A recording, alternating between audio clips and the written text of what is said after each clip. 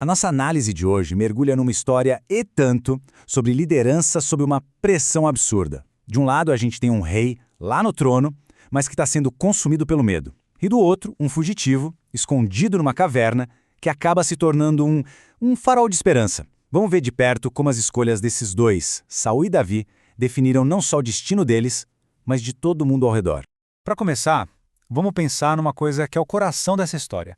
Quando alguém está no fundo do poço, sabe, fugindo, se sentindo isolado, quem é que aparece para ajudar? A resposta para isso, olha, revela muito sobre que tipo de líder aquela pessoa realmente é. E a nossa jornada começa com Davi, mas ele não está num palácio, não. Ele está escondido na caverna de Adulão. Ele é um fugitivo, e a verdade é que ele foi parar ali por causa de uma série de decisões erradas, todas baseadas no medo, que só fizeram a situação dele piorar. O comentarista Heber Todt-Armit aponta um negócio crucial aqui. Davi, tentando resolver as coisas do jeito dele, sabe, por conta própria, acabou criando um caos ainda maior.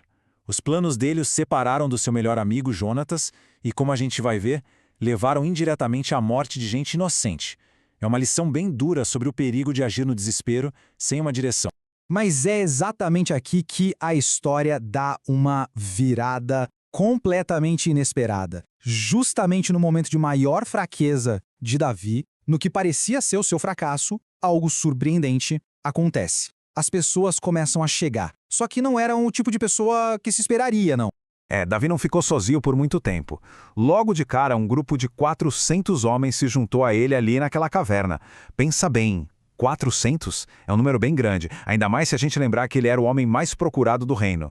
E quem era essa turma? Bom, eram os marginalizados da sociedade de Saul. Gente endividada, que não aguentava mais o sistema. Pessoas com o coração amargurado. Basicamente, era a galera rejeitada, que o reino tinha descartado. E aqui a gente vê a perspectiva única de Davi. Essa citação da comentarista Rosana Barros resume tudo. Enquanto todo mundo olhava para aquele grupo e via um bando de fracassados, Davi viu potencial. Ele acolheu essa gente, deu um lugar seguro para quem não tinha mais para onde ir. É uma aula de liderança, né? Um grande líder não lidera só os fortes, ele encontra força justamente naquilo que foi jogado fora. A Rosana Barros faz uma analogia muito boa, que é parecida com o jeito que Jesus atraiu os necessitados. O pessoal que estava quebrado pela vida não foi bater na porta do palácio, porque sabia que com o rei Saul não ia encontrar compaixão nenhuma. Eles foram até o fugitivo na caverna. Por quê? Porque viram em Davi algo que simplesmente não existia em Saul: misericórdia. E já que falamos em Saul, vamos mudar de cenário. Enquanto uma comunidade de rejeitados estava se formando numa caverna, lá no Palácio Real, o clima era bem diferente. Era uma atmosfera tóxica. Essa comparação aqui diz tudo. De um lado, Davi acolhendo os marginalizados, construindo algo novo a partir do que estava quebrado. Do outro, Saul, na sua corte, acusando até os seus servos mais leais de conspiração. A liderança de Davi gera lealdade. A de Saul gera paranoia. Isso mostra uma verdade que não muda com o tempo. Um líder que governa pelo medo acaba sozinho, enquanto o líder que oferece refúgio, esse atrai seguidores. São dois mundos opostos. E claro, nesse ambiente tóxico da corte de Saul, quem é que se dá bem? Uma figura como Doeg, o Edomita. O comentarista Armid descreve ele como um infiltrado, um oportunista. Ele não era leal a Saul, não. Era leal a si mesmo, pronto para dizer e fazer qualquer coisa para se dar bem. Ele é o tipo de pessoa que floresce em meio à paranoia.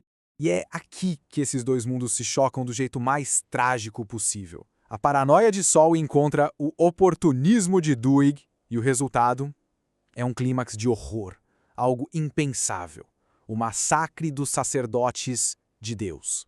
A ordem de Saul para matar os sacerdotes de Nob foi tão chocante, mas tão chocante, que os próprios soldados dele, homens leais, se recusaram a obedecer. Imagina a coragem moral que isso exige, desafiar uma ordem direta de um rei furioso. Isso mostra o fundo do poço em que Saul se encontrava. Mas onde os homens leais traçaram o limite, Doeg, o estrangeiro sem lealdade nenhuma, viu uma oportunidade, e ele mesmo executou a ordem brutal. E aqui a gente vê a hipocrisia de Saul em toda a sua glória. Esse é o mesmo rei que, contra uma ordem direta de Deus, poupou Agag, um rei inimigo.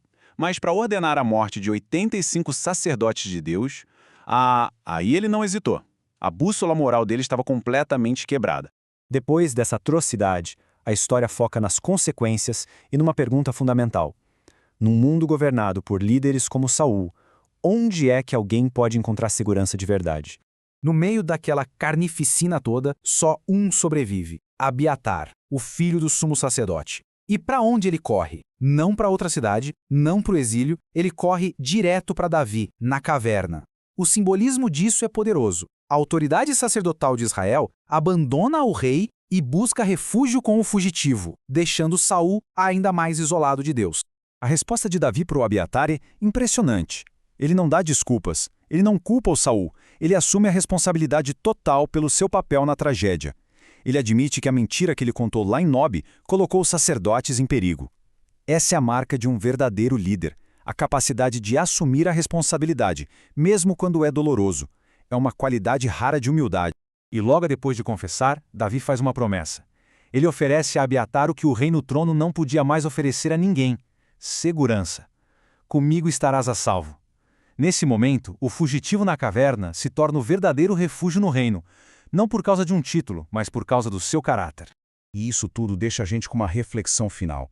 A história toda contrasta um rei que oferece perigo com um fugitivo que oferece proteção. E isso nos leva a perguntar: o que realmente significa estar seguro? Talvez a verdadeira segurança não venha do poder ou da posição, mas sim da misericórdia, da humildade e da promessa de refúgio, que muitas vezes a gente encontra nos lugares mais inesperados.